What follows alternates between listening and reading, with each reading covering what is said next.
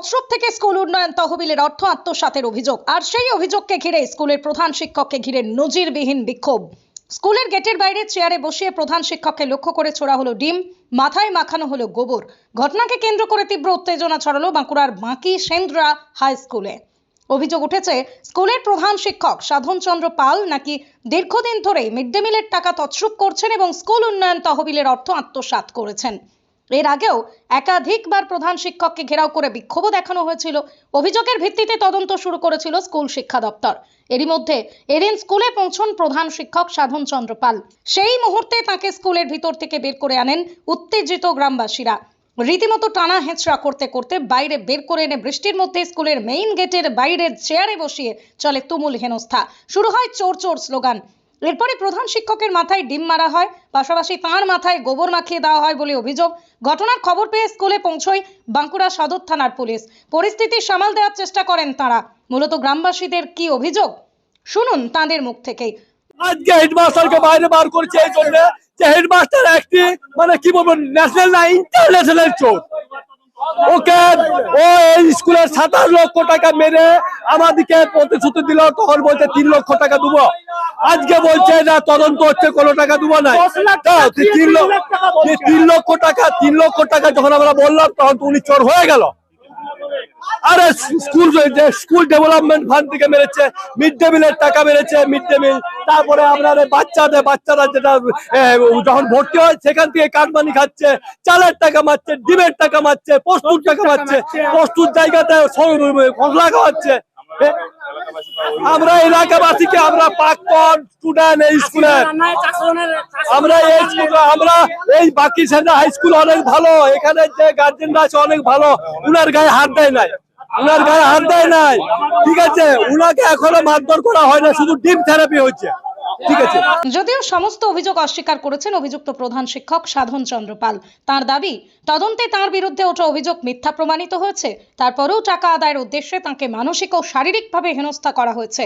এই হেনস্থার কারণে তিনি যদি আত্মহত্যা করেন তাহলে গ্রামবাসীরাই দায়ী থাকবেন। সরকারি তো তদন্ত হয়েছে, দুবার তদন্ত হয়েছে।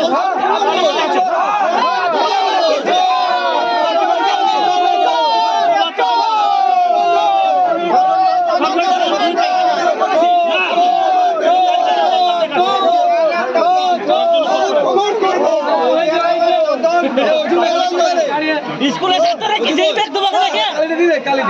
হ্যাঁ, পুলিশের ব্যাগ থেকে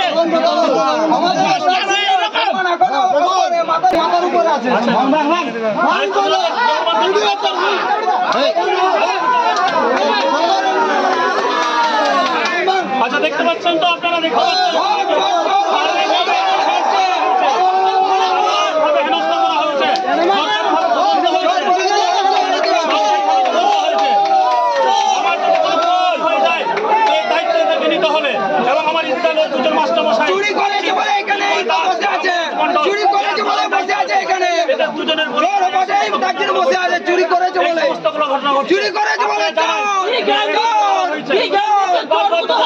সরকারি তদন্ত হয়েছে।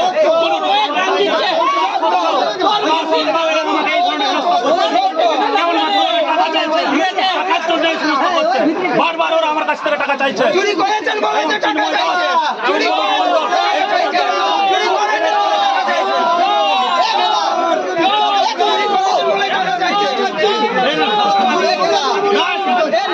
সরকারি তদন্ত হয়েছে, দুবার তদন্ত হয়েছে। আপনাকে বার করে দেয়নি, আপনি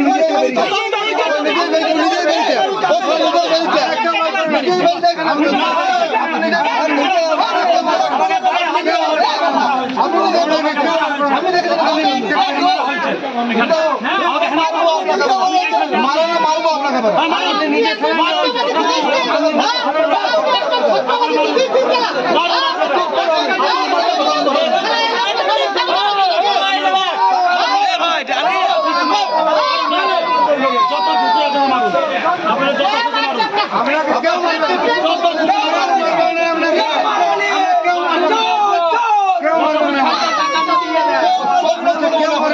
নিজের বাড়িতে সোলার লাগান, বিদ্যুৎ বিল হবে শূন্য। বিশদ জানতে যোগাযোগ করুন।